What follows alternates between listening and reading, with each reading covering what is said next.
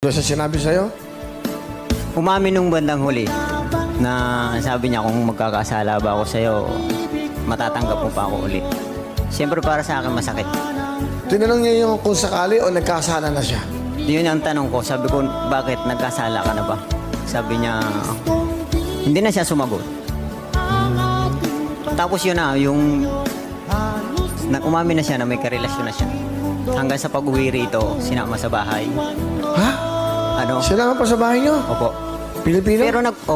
Pero nagpaalam po siya sa akin na baka pwedeng isama ko dyan. Kasi nga, hihiramin daw yung bunso namin. Pumayag po ako. Pumayag ka? Para sa mga bata, gusto nila makita eh. Gusto nila makita yung anak ko. Masakit.